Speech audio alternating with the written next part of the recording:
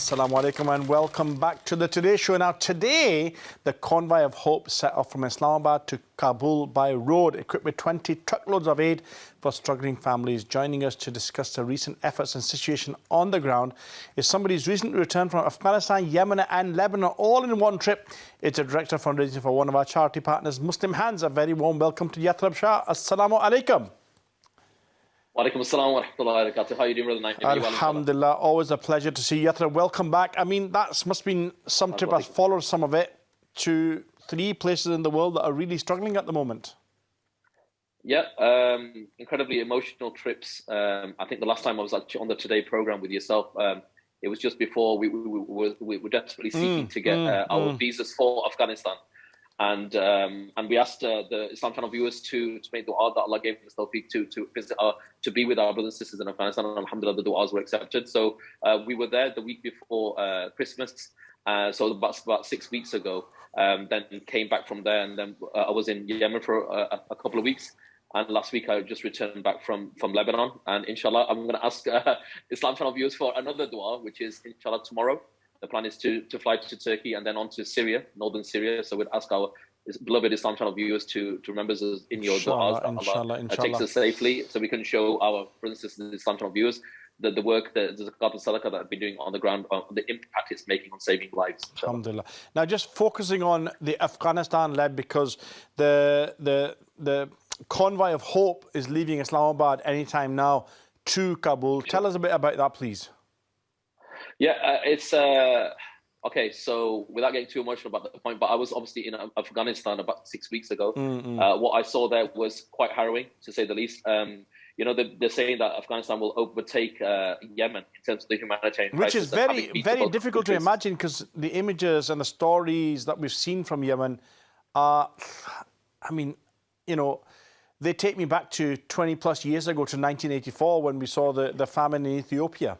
Exactly. Yeah, totally agree with that. I agree with that point. And unfortunately, what we did see in both locations is, you know, children with, you know, who were, sorry to say, starving slowly to death. And as a father, that's very difficult for me to say that out loud. And you know, seeing children both in Afghanistan and in Yemen who were severely malnutritioned was gut wrenching. But it was a story that we had to tell. And yes, but look, here's the good news. And I think I only kept my sanity in all 3 of those locations, and also now approaching our brothers and sisters within Syria with the thought that, you know, and I said this to them. I said in every location, I said this to them. I said, Inna Allah idha ahabba qawman ibtalahum, that indeed, when Allah loves a people, He puts them to trial and test. And I said, you, inshallah, you are all beloved with Allah, and you're being raised in your degrees with Him, subhanahu wa ta'ala. And it's our honor to come to your assistance and aid at a time of dire need. So everywhere we went, there was, you know, it was very upsetting scenes in each one of those locations, but it was also great joy to deliver people's zakat and sadaqah on the ground to save lives. So what we saw in Afghanistan, the issue we had and continue to have with Afghanistan, we're not alone in terms of charity partners that are working in Afghanistan. There's a major issue transferring funds actually into Afghanistan.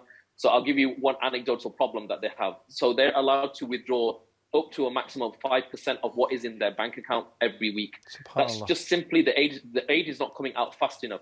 So we've hit contingency plan B. And alhamdulillah, you recall, I think you were even with me on that television appeal when we appealed for Afghanistan. And we said that, you know, if we have to, we will trigger a plan B contingency. And this is what we've seen, alhamdulillah, with, you know, with the tawfiq of Allah subhanahu wa ta'ala and His favor and grace and the support of the Islam Channel viewers, that today, alhamdulillah, we hit plan B. And we're working with our Muslim Hands Pakistan office, a well-established office there. And we've organized 20 trucks. These are 40 foot long.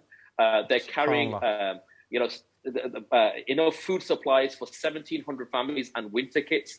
And alhamdulillah, with everybody's du'as, that Convoy of Hope left from Islamabad today. I can give you the good news that has successfully departed from Islamabad and is now heading towards the border between Afghanistan and Pakistan. And alhamdulillah, we're then working with our Muslim Hands Afghanistan office that we've been in direct contact with, who will meet the convoy on the border and inshallah take it safely on through to Kabul province. And this, what you're seeing now, is people's zakat and sadaqah on the ground, saving lives. And because we have to hit plan B, as people can imagine, we simply, Brother Naim, can't stand by hearing account after account that our brothers and sisters are selling their children to survive. And wallahi, even the day I left, I saw an evidence case of that. a young, beautiful Maryam, 5 years old, who was forced to be sold by her father because they were in such a terrible debt that they had no way to pay their debts. And alhamdulillah, we're helping that family now, but they're not alone. Many families, and unfortunately, even since I came back, there's this terrible narrative now that our brothers and sisters are starting to sell their own body organs to survive. And with all due respect, we simply will not allow that to happen on our watch. So, this is our response. This aid is around about £250,000 worth of aid. These are emergency food parcels and winter kits for 1,700 families that are specifically for widow-led families, families with orphans, people with disabilities, and the needy. We're desperately, it's a race against time. 6 weeks have elapsed. We've continued our work there, but not at the pace that we wanted. So we've had to trigger a contingency plan. And alhamdulillah, this is that convoy of hope, inshallah, with your du'as that will reach Kabul this Friday, inshallah, and we'll start to distribute that aid to save lives, inshallah. And look, Yasrab, on a longer-term scale, where are we seeing Afghanistan? Are we going to end up in a situation like Yemen? It's going to be a few years down the line. Are we looking at Syria a decade down the line? What is it looking like when you look on the ground? I think the major issue is cash flow. I think that change in government in August of last year, unfortunately, the Western powers took a decision, which we don't support, to shut down the banking system. We've seen an economic collapse in Afghanistan at a rate that nobody has witnessed in the world, and that's causing major suffering and disaster for the people of Afghanistan on the ground. Who you can imagine, this was a cash-rich country. Every transaction was done with cash, and we saw lines of people queuing at banks. We saw lines of people queuing outside of bakeries in an attempt to try to have some sort of food for the families. I mean, just imagine this. We sat with internally displaced people within the capital, Kabul, and just take this as a thought. When we spoke to families and we said to them, if you could have a dream meal, what would you say? You know what they said? SubhanAllah, they said, a potato. Allah. Dream of a potato. And I felt so gut-wrenchingly guilty about our lifestyles in the UK. Wallahi, I can't begin to tell you.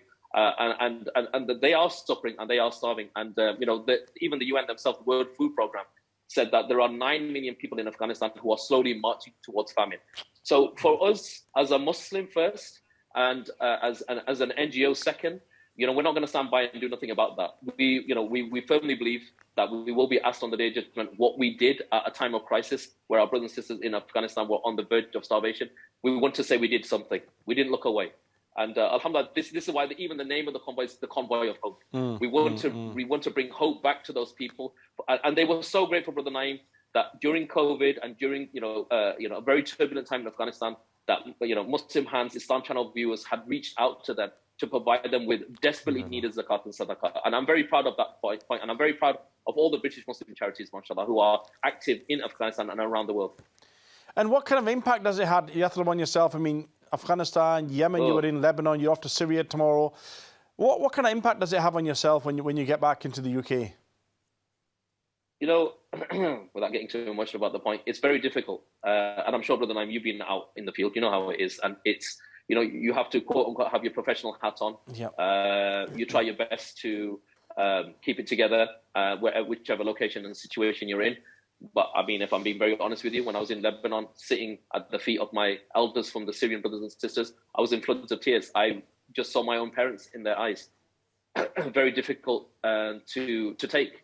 Again, I just pray that Allah subhanahu wa ta'ala rewards them for their incredible patience, incredible sabr, their patience and their iman. I mean, they taught me lessons in iman. There's lots of those ayahs and hadith we often mention on television appeals. But when you hear that from people who have seen their own children die in front of them brutally, in terms of the Syrian conflict, and they hold on to that iman, Allahu Akbar. It's truly astounding.